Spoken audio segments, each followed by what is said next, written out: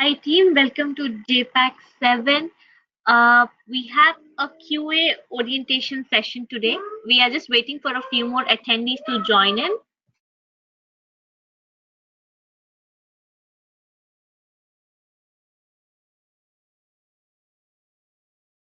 I apologize. We're just waiting for a few more attendees to join in and then we would begin the session. Thank you team. Thanks for joining in. Ashna, I want to share that deck for a minute. Yes, I would do that at my end. Yeah, Shankar. Yeah. Shall I make you presenter? Just give me 1 minute. Yeah.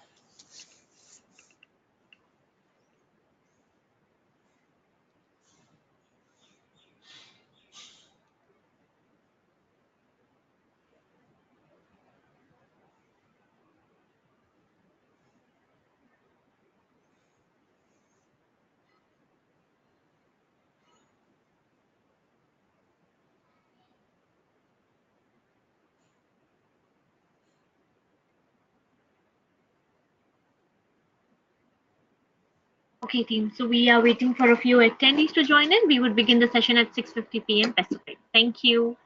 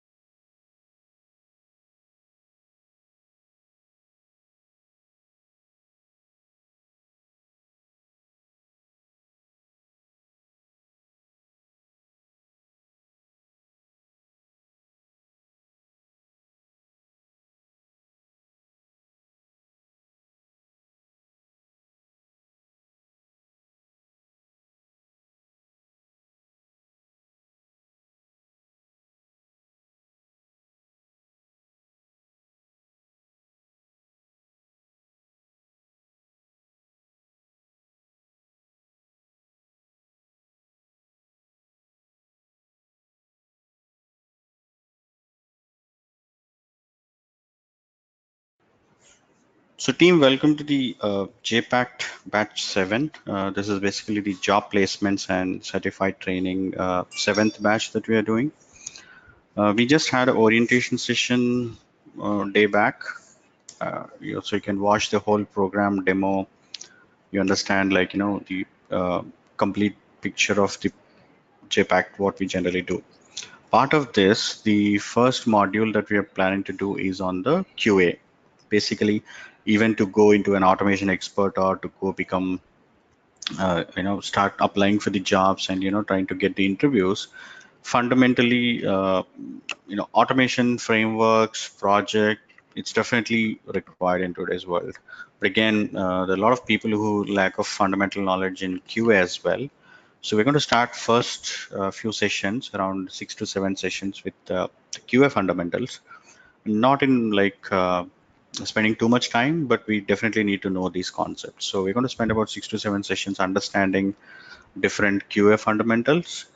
With that, we should be good for move forward to the Selenium automation frameworks and any other areas. So that's the whole concept behind this. And today is just going to be an orientation session. We're going to spend about quick 40 minutes understanding the overall QA concepts, what we're going to learn, and then we will be having the session starting up soon, like from Monday. So let me kind of explain what we're going to learn as part of this QA fundamentals. All right, so let me just switch to the screen. So we're going to learn few very important topics, like you all can see my notepad, right?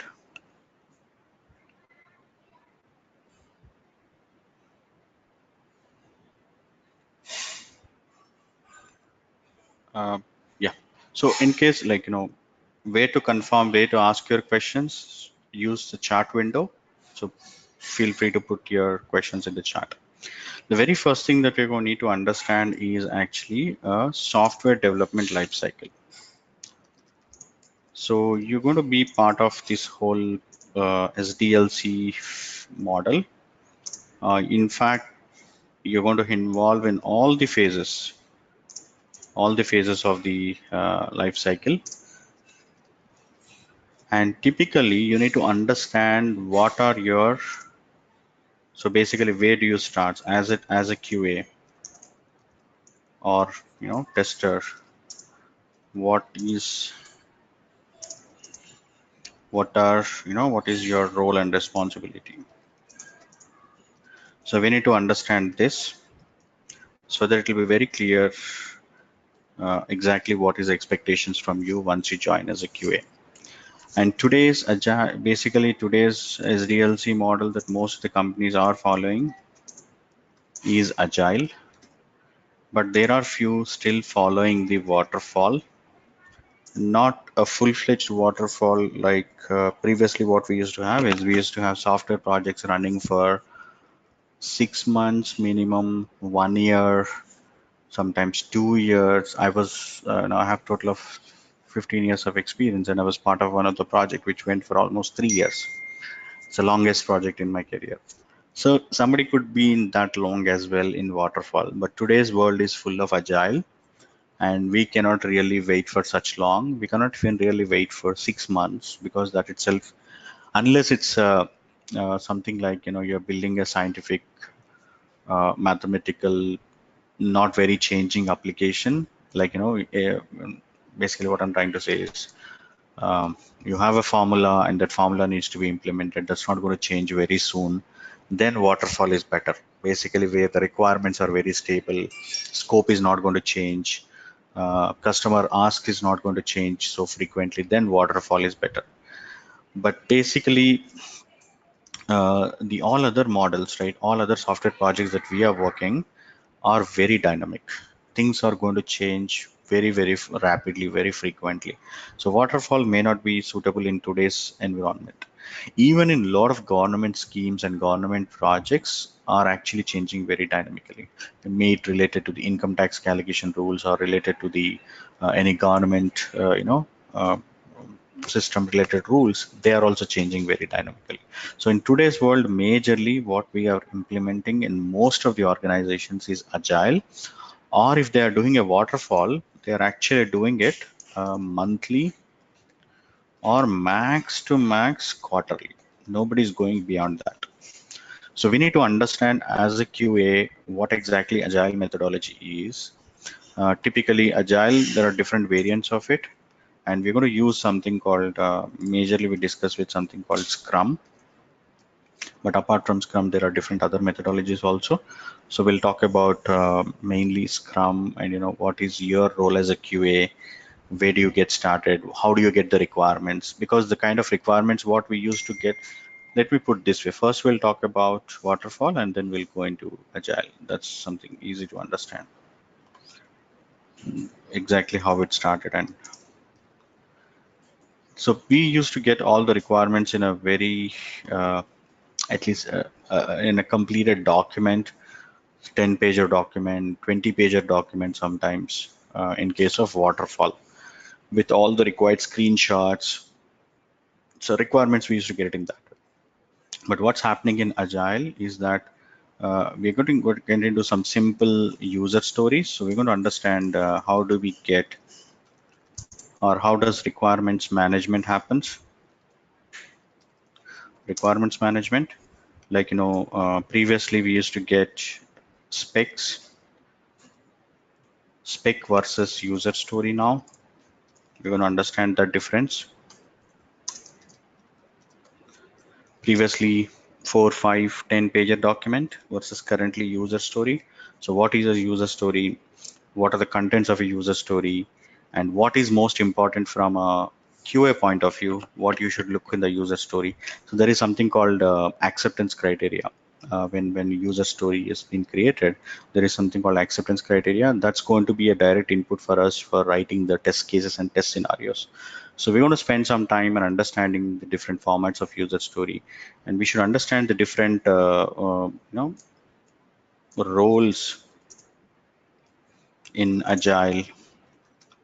Like, what does it mean by product owner? What does it mean by Scrum Master? And who is going to write this user story? So, and what is going to be the Scrum team? And we should understand, we call them as ceremonies in Agile.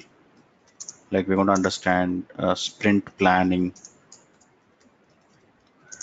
what we're going to do in sprint planning. As a QA, we all will go along with QA. You will see project manager, you will see dev. So how that estimation, how does you create your detailed task? How do you estimate? What kind of different estimation techniques that's going to happen? Like, estimation of the tasks. That's are all part of the sprint planning. And once you complete the planning, how do you run your sprint? Like, daily scrum meetings or stand-up meetings, we call them as. How do you do daily stand-up meetings? And then how do you do the user demo at the end of the sprint? How do you do the retrospection? How do you do the retrospection? Retrospection is basically a meeting to call out what went well in the sprint, what did not go well in the sprint, what we should improve. So all that you're going to understand in detail. So by that you will get a picture of how requirements will come. How do you get requirements as a QA, and where does you have your inputs will be valuable? So like, reviewing the user stories. If you ask me like what is my, as a QA, what is your role and responsibilities in requirements management, whether it is a functional specification, whether it is a user story, you have a very great responsibility of reviewing those documents, asking questions, getting clarifications, trying to understand the user story fully, what customer is expecting from that feature or functionality, because without that you're not going to validate it perfectly. So you need to have a complete understanding of that user story or requirement. For that, you're going to review it, you're going to give the feedback, you're going to ask questions, clarify questions, so that you will be able to estimate it better, and you do your job of writing the test cases, executing the test cases effectively. So this is the very first thing that we need to understand. Once you do that, the next important deliverable, which is a direct deliverable from QA that is expected, is test planning or test strategy. So you may need to, if you're a senior member in the QA, like, if you have crashed more than 3 to 4 years of experience, it's a direct responsibility from you that, you may come up with a high level test plan. Like, what is the scope of this project? What type of testing you're going to do? Is it only functional testing you're going to do, or you're going to do some non-functional testing as well, like load testing, performance testing, security testing? Are you going to do any accessibility testing, security testing, different compatibility testings onto different platforms? What is your scope of this project? What are you going to do it? So all that will be also kind of needs to be covered up in the test planning or test strategy. With Agile, there is a misconception that, all these documents are not going to be written, or there are a lot of people generally say in Agile, it's no documentation. It's more like, yes, we are not writing that detail what we used to do in Waterfall, but we are definitely have at least a high level plan. You need to have at least one pager plan. What is your scope? What is your not going to test it? And what is your high level schedule? How many people will involve? And what is your strategy? Strategy is always important, because you may not apply the same strategy all the time. If you have given a sufficient 2 weeks of time for testing a feature, then you're going to go cover every single test case which is possible. But if you just have a 1 week for the testing, how effectively you're going to test and validate the system, the strategy is going to be very different. So you need to definitely have at least a single document, one-page document, saying what is the strategy that you're going to apply for testing these particular system, or validating these user stories. So we're going to talk about that quick test plan and test strategy. Then comes a straightforward deliverable. Like, up to here, you may or may not really be involving, but concepts are important. Understanding how Agile works, how Waterfall works, how user story comes to you, and whether you really review, give the feedback or not. As a junior level engineer, but as a senior level engineer, it's a definite expectation. But from here onwards, whatever I'm going to type, those are your deliverables. You're going to definitely work on them. So that is writing test scenarios and test cases.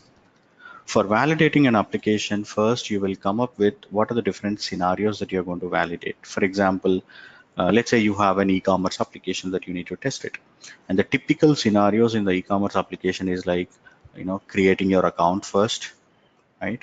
That's first and foremost thing. You create an account, you search for the products available for shopping, you search by category, or you search by just entering the product name. There are different ways of search, so you'll have a scenario about searching the items, then adding the items to your shopping cart. It could be one scenario. I could do it from many different places, adding the items to the shopping cart, then making the payments. So completing the payment option is a scenario. Canceling an order after you order, for some good reason you don't like the product, so you want to cancel the order. Canceling an order is a scenario. Maybe reorder the similar order that you have done some time back is a scenario. So these are all the different scenarios. For example, when you walk into an ATM machine, basically checking your balance is one scenario, withdrawal is one scenario, fund transfer from one account to the other account is one scenario. So there are different scenarios. As a QA, we need to identify, we going to be mostly resemble like an end user. So you're going to get into the shoes of an end user, end customer. You think like an end user or end customer, what are the different scenarios we need to validate? And for each scenario, you're going to write a very detailed test cases. For example, when I just say payment option is a scenario, making the payments is a scenario. But within the payments, I will have many different test cases to validate. Payments through wallets, payments through, again, actually, even those can be considered as sub scenarios, right? For example, payments through credit card is a sub scenario. Within that, the test cases will be a valid credit card number, an invalid credit card number, a valid expiry date, invalid expiry date, a valid CVV number, invalid CVV number, a valid card type. For example, we are going to accept only Visa and Master, and you have a different card. So even entering the card type, valid, invalid. So all those are actually the test cases. So you understand the difference between a test scenario and a test case? Just I need a quick acknowledgement. There's no chart so far. Just want to understand, is you guys following? Is the difference between scenario and test cases clear?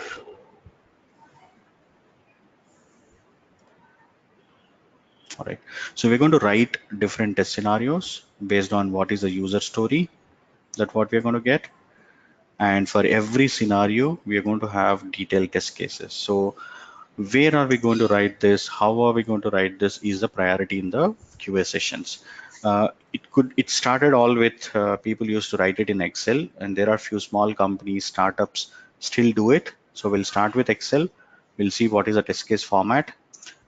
Excel, and there is a test case format which is given by IEEE long back. So there is an IEEE standard format that we're going to use that.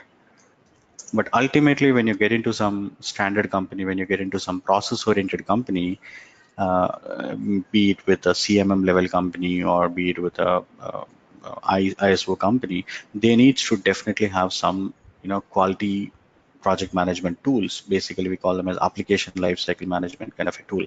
So then you will even get to an idea about how do you do this in HPALM, or it could be something like a test trial, or it could be something like a Q test. So these are some of the tools that are available which will enable to write the test cases, right? So we'll look at how do we write test scenarios, how do we write test cases in detail. When you're writing the test cases, the most important, again, is very, very important, is like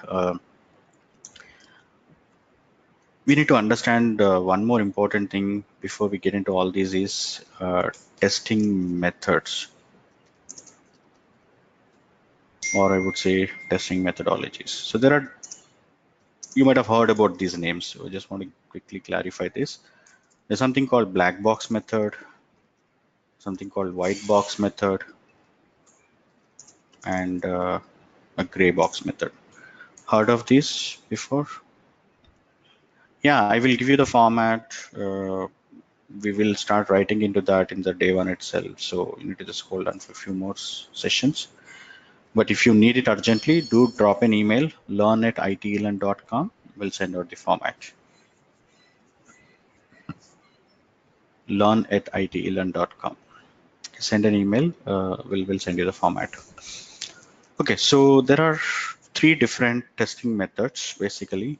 These are the different, not types of testing, but generally you can call them as testing methodologies or methods.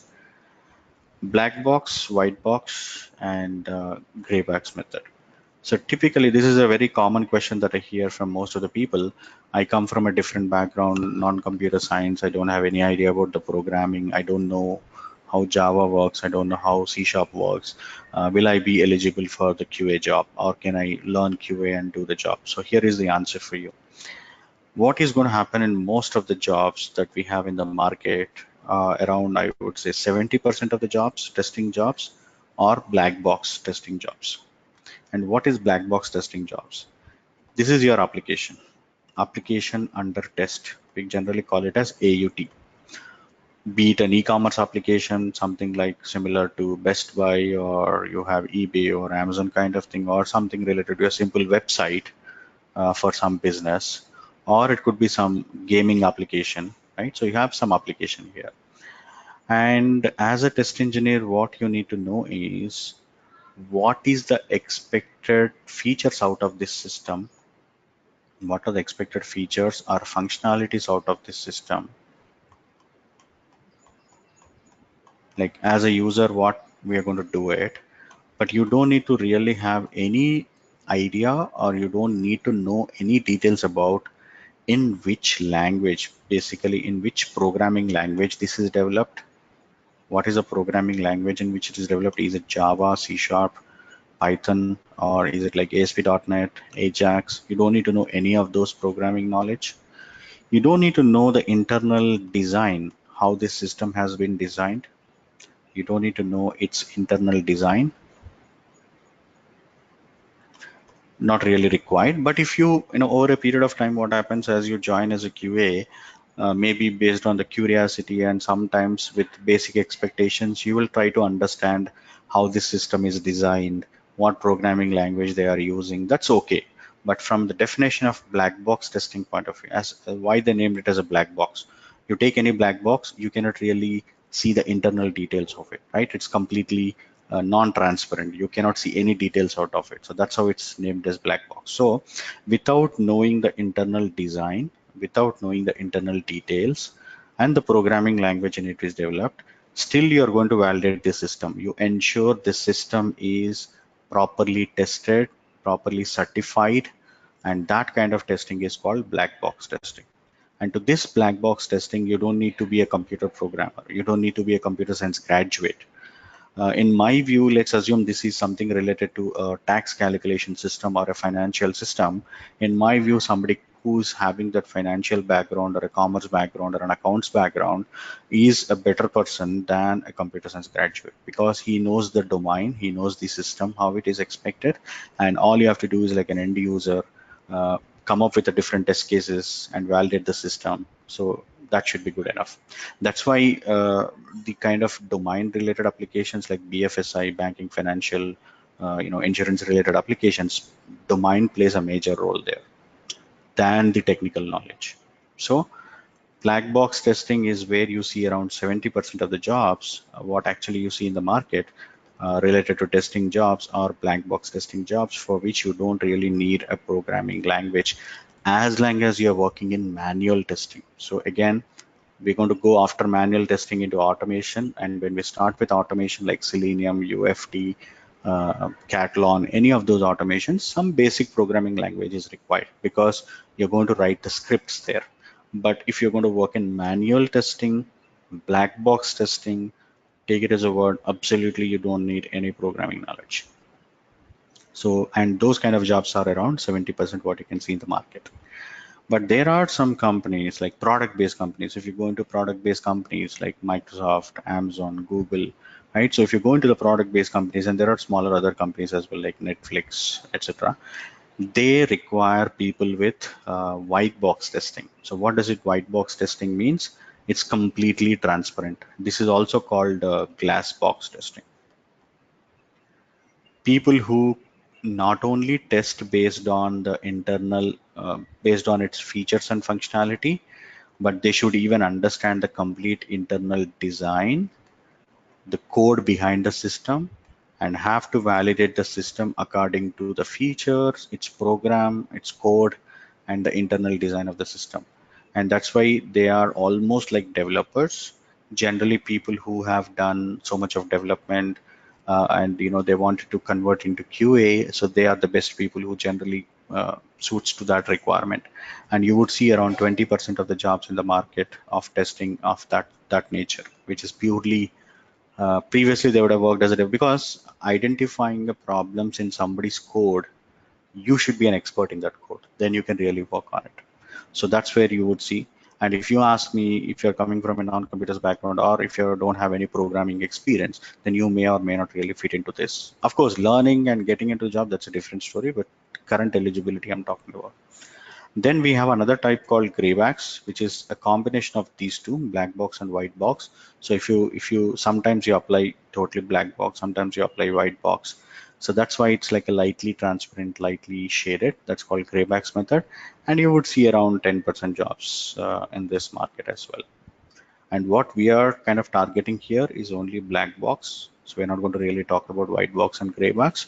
But yes, the major chunk which is there in the market and the job requirement is about black box testing. And then kind of we have seen a trend where generally who start learning this after some career gap, or working in different domains, working in different areas other than IT. So generally trying to get into an IT is where people start with the black box testing.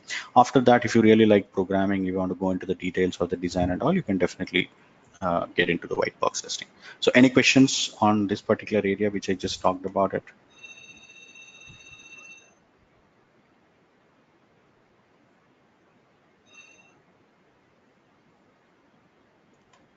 Quick yes, no will help.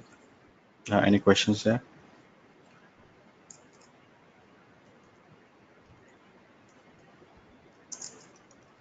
Okay. Yeah, I understand first time you're hearing, so you may not really have much, but as you start reading some concepts about it, or as you get more full detail sessions from me, then you will definitely have some questions. We'll talk about it. This is just to get you an orientation, who should learn QA and why you should learn QA. It's about that. And then we're going to talk about black box testing techniques. There are a few techniques like, boundary value analysis technique, equal class partitioning technique, state transition technique,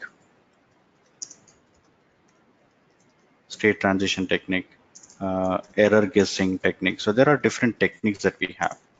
And it is better to learn these before we jump on to writing the test cases, because uh, you don't have the whole code in front of you. Even if the code is there, we cannot, let's assume that we cannot understand. And I don't have a time to test every single thing, every single line of my code in what developer has written. Even if I have time, it's highly impossible, because he would have written a loop statement which is like, starting from I equal to 1 to 1000, or he would have written if conditional statement with some 10 conditions. So how can I do the best validation of my system with an effective strategy? So there are some techniques, black box testing techniques. We'll talk about boundary value analysis, equal class partitioning, state transition, error guessing. So we're going to understand those techniques which will help us in writing these test cases. When we write the test cases, we have to write positive test cases, we have to write negative test cases, not only to the functionality, but we have to definitely take care of non-functionality. Non-functionality means load testing, performance testing, security, accessibility testing. So we're going to write it to different areas of testing. So, but primary deliverable from you as a QA is writing the test scenarios and test cases. So we'll understand with Excel format, and we'll pick up one of the tool for We generally, that's what we generally do for every batch of question. Yeah, please go ahead and put the question.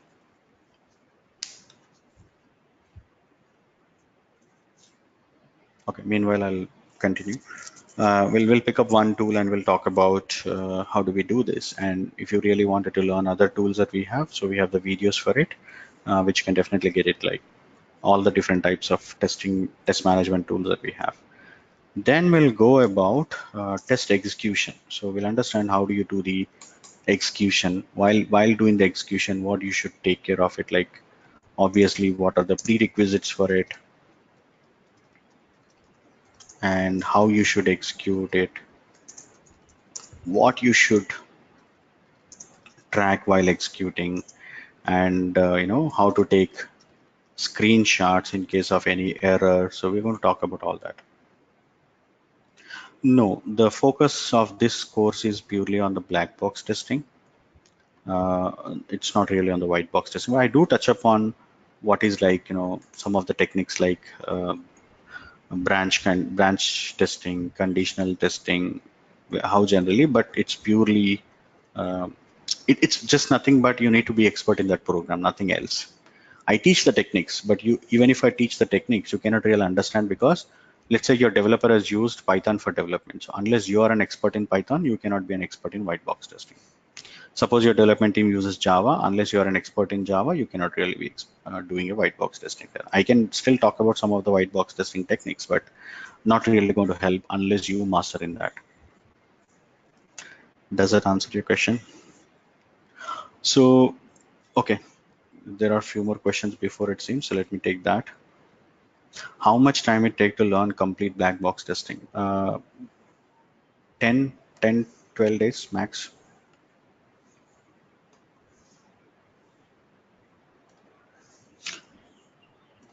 Okay, you mean white box testing is purely for developer? That's another simple way to understand, but I'm not saying that. Even if you have an interest, even if you have really want to go achieve that, it is possible. It is possible in such a way that, like, you need to be learning that program first.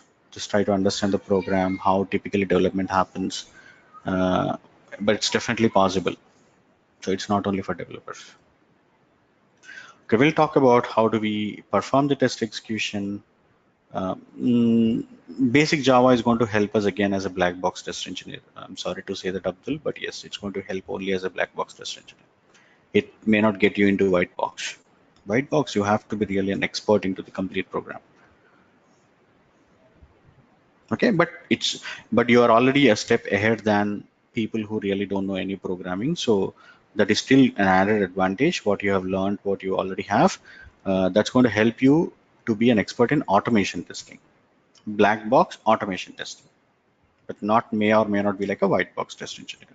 May or may not be. If you learn some more steps and do it, you can be.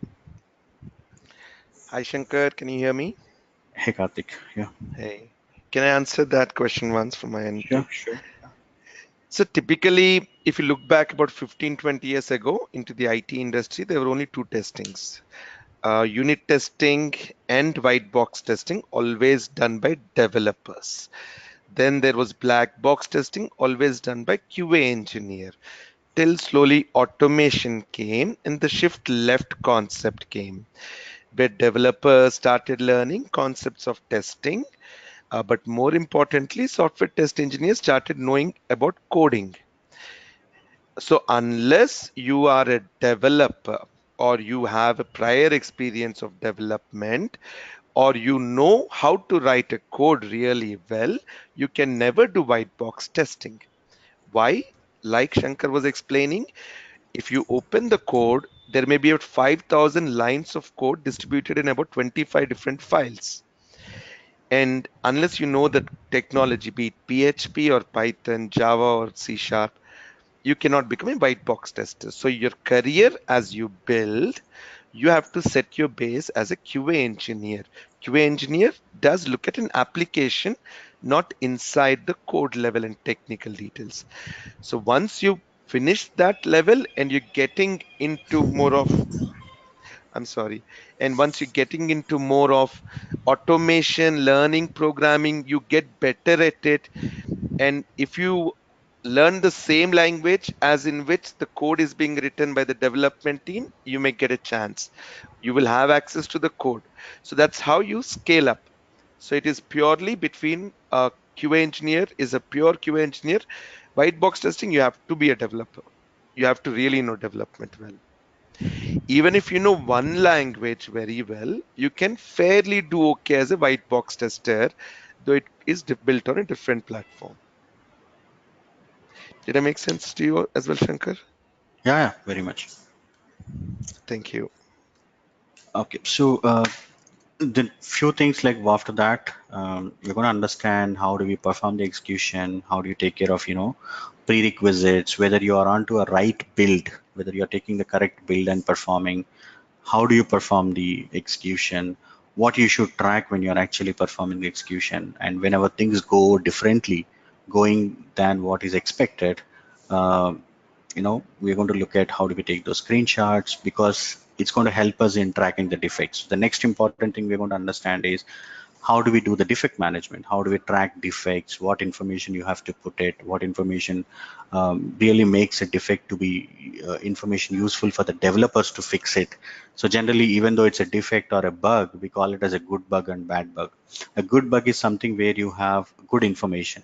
How did you do this? What did you do it? And how did you get it? What is the error message that came? Do you have a screenshot for it? So some of those information which is going to, you're not going to fix the bug. That is one thing that you have to keep in mind as a QA, because generally I get this question from most of the people. No, we are not expected to fix the bugs, but we should go troubleshoot as much information as possible to help the developer how exactly we reproduce this problem.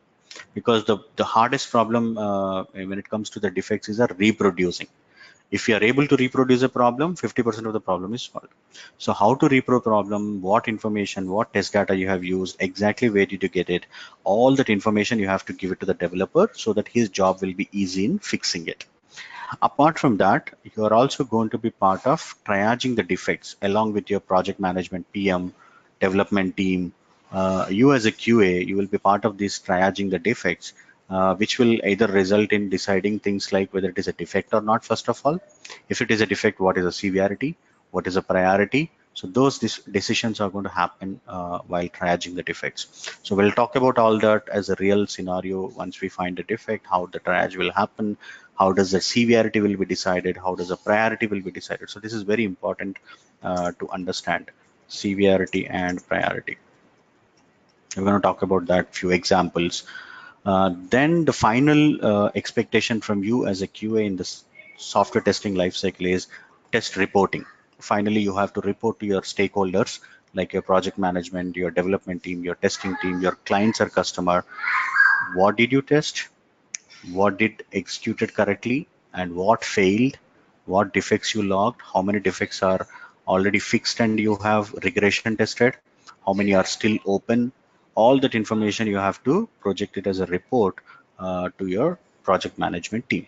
So we're going to learn all these in a very practical way. We'll pick up an application like a project and we're going to start understanding all these topics in about good 90-minute sessions. Okay.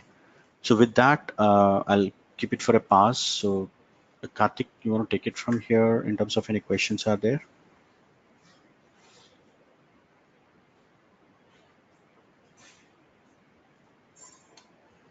Sorry, I was on mute.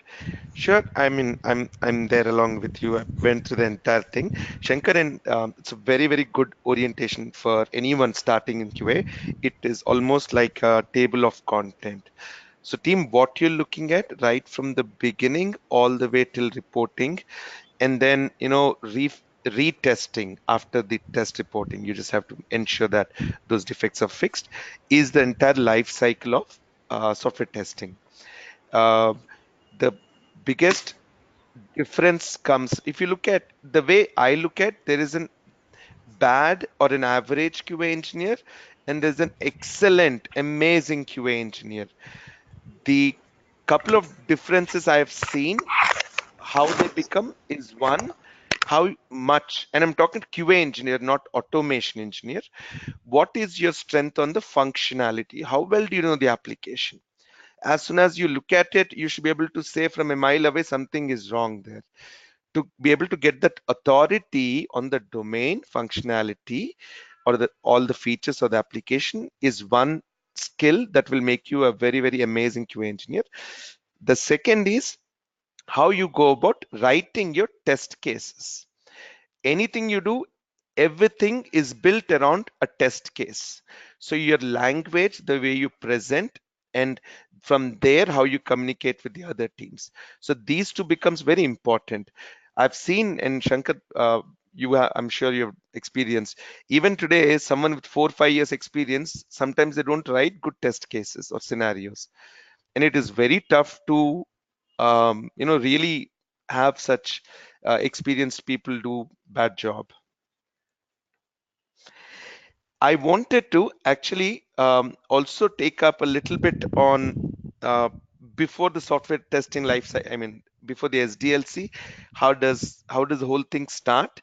But I'll see if there are questions to begin with, and then we can go for another session on that.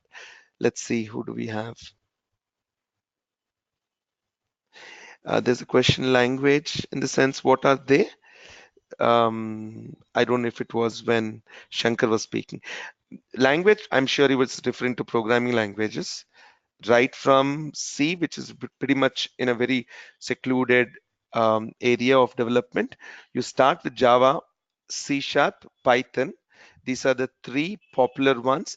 Then you have the other ones like R, PHP, Angular, and so on. So different purposes, different, but core programming languages, if you look at very popular, Java, C Sharp, and Python. And then we have Ruby on Rails, and there are a bunch of other programming tools as well. I'm not sure if Gio, that was your question, but I did answer on that. How much time more do we have? Ashna is also there. Do we have another 15 minutes? I think so, right? Are Yes, there sir. any We do have other 15 minutes. questions from any No. audience? No, I'm just asking audience. Thanks, Ashna. Um, I'll see if I can showcase something from.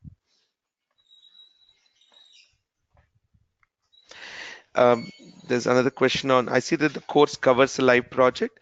So what we typically do, team, is every training has live projects also with it. Every training. There's not a single training that we do without live projects. Some members just want training because of their job needs and so on. Some members need live projects as well because it'll help them in their resume.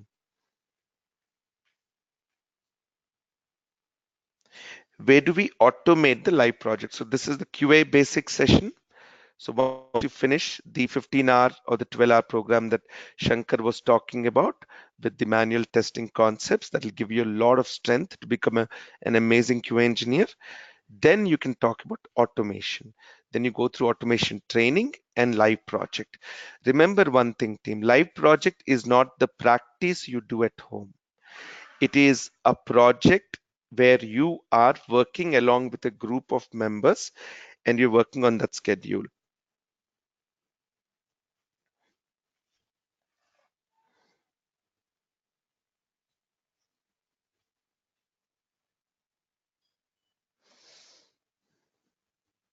Just seeing if there are any further questions. All right. So team, I hope you all can see my screen. I just want to draw something quickly and talk about the same concept. I saw where Shankar started from more of SDLC and different models and so on. Let me talk about where does it all really start from, team. Primarily, it all starts from a business. It could be a single person or a business with 1 million people. All right. The whole intent for business is primarily two things. It is either to make money, which helps all the employees and the stakeholders, or to keep customers happy. That is all their intent is. All right. Now, so what they will have to do in the software world is to build better applications. And then primarily we have two types of applications team. One is web-based applications or web apps. The second is more desktop-based application.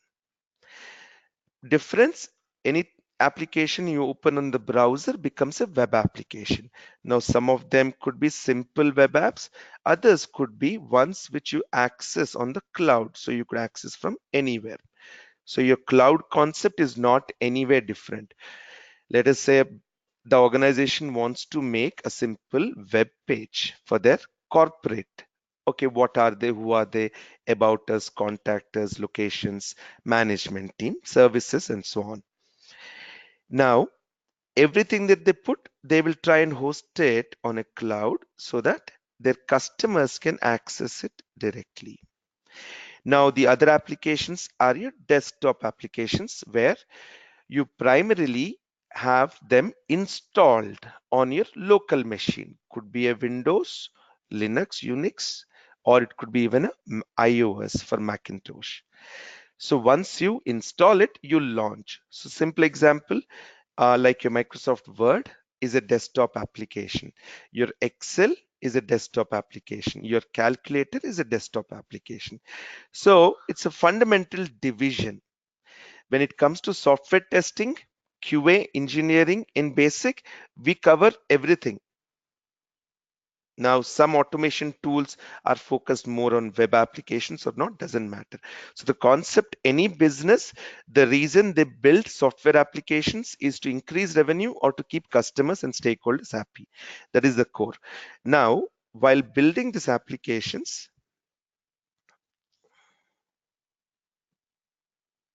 let's talk about a simple web application team, any web application, all right? The simplest concept of a web application can be understood. Let us say we want to build a calculator. All right. So the first version, I don't have space for all the numbers, but let me put a zero somewhere, is to build a basic one with numbers and maybe just a plus sign.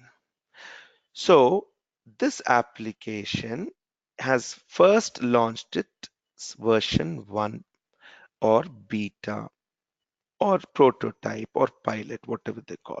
It is your start. And then to make the end user happy, a new requirement will come up saying, hey, I want to add the negative sign as well. And then comes your maybe version 1.1 or version 2.2. So now, who is making these changes? At one end is your developer who is making these changes, like creating them. And in the other end, someone has to test this, and that becomes as the QA engineer.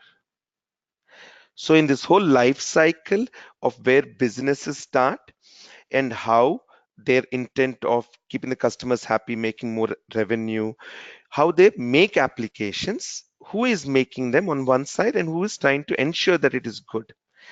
Now, when these applications go through changes is when we need to make sure nothing is broken. If there is no change in the application, there is no need to test. There is always a constant need from the customer to say, I need more and more into this application. So as these versions are going from one version to the other, you will realize that this testing entire process is not that easy. Like exactly Shankar was showing, developer's job is very critical. I mean, very critical from a perspective that they need to take a requirement, write a code, and ensure it works fine. Now, a QA engineer has to take the same requirement and break. So there is someone making and we're trying to break it. All right. In the very early stages, when we talked about this simple calculator, right? It is the features that are taking us from one version to the other. changes happen, right? So systems go through change, and that is when there are chances for things to break. So your possibilities or combinations of how things can break are much more. Your chances are higher that you'll find defects, but you have to put in much more effort. Now, how do you do that? The basic building block, like I was saying, how do the test cases come into picture? I just thought I wanted to mention. I will not go any more deeper than that because Shankar has already kind of explained and walked us through. Now, when we talk about an application, again, a box, this is version 1, let us assume. All right. We have to break this version 1 into multiple things. At the top is your AUT, the application under which we have to test.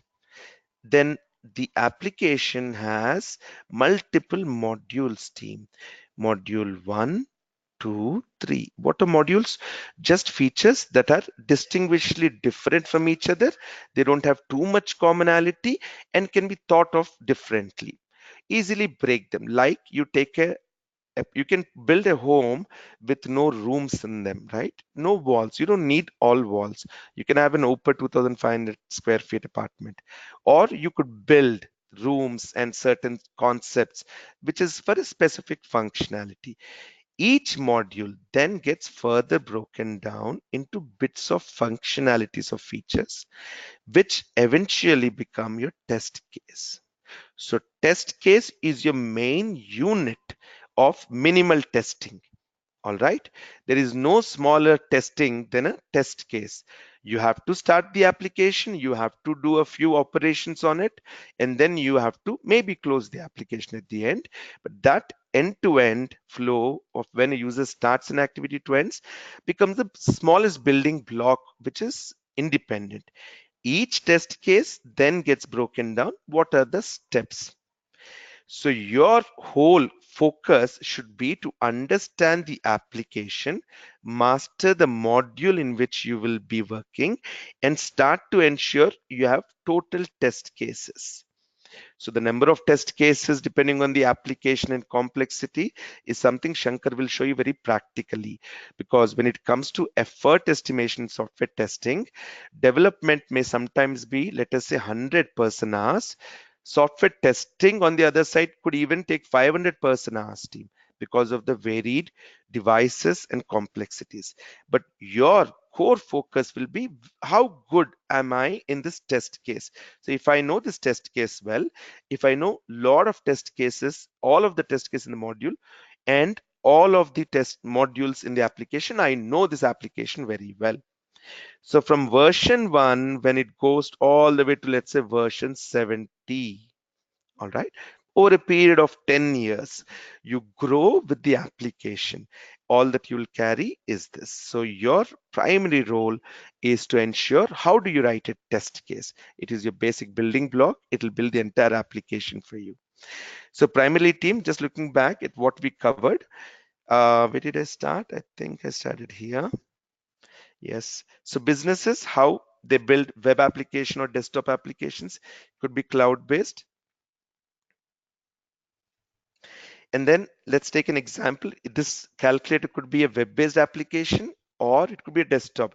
Just the fact that how changes come into the applications, who does the changes, who builds the application, and who tests the or breaks the application, and how versions come. One version to the other, slowly they move on in the application. And then I was talking about the roles of the developer and the QA at a very basic level team. This is where we go deeper, focus a lot, and ensure we finish that. Finally, understanding application under test, AUT, built on modules, each module built on different scenarios or use cases or requirements. Finally, it ends up with a test case. Each test case is a series of human steps or automation steps that needed to be performed, and how applications go from one version to the other, and how you need to start writing, because you can spend 10 years in the industry and still struggle if we don't look at the test case writing correctly.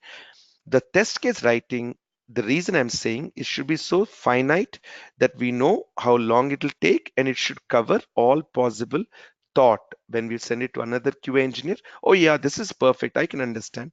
No more reading. I mean, no one has to walk us through anymore.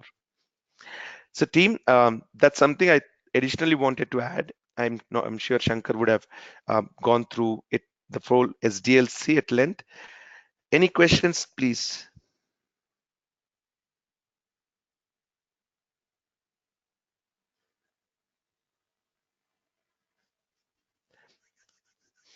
I see a few on.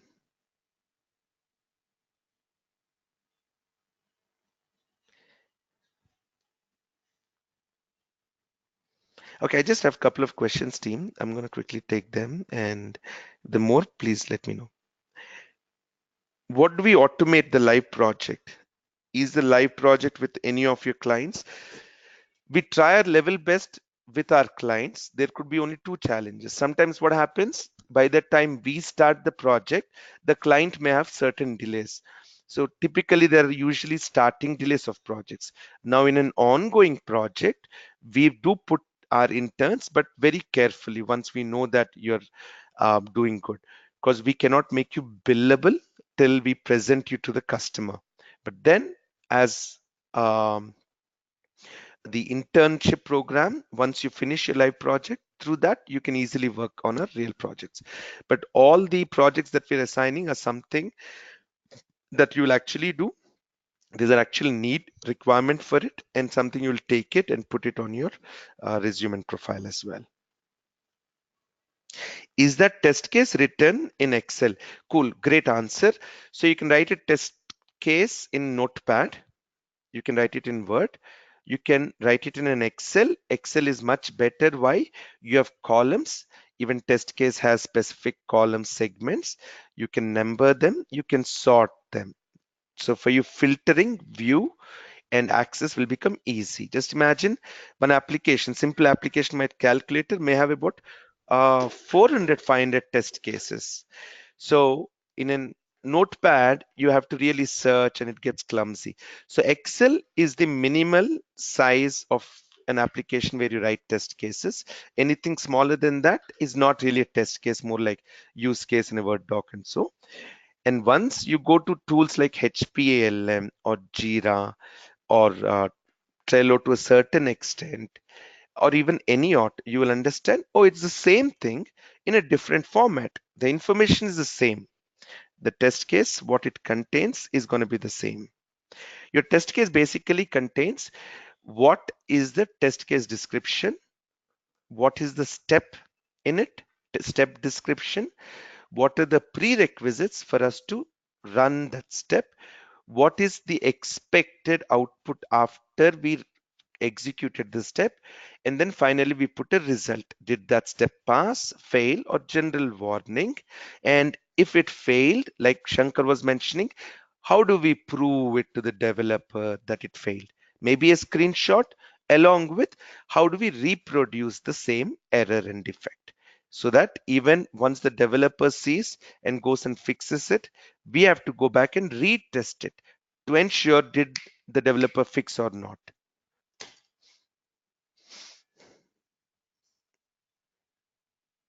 How long is this course, and will you provide placement instance in San Diego? Sure. US, we have quite a few of the clients. I cannot specifically comment. You have to look at a JPACT program and a little bit more information into it. You'll see how that placement thing works.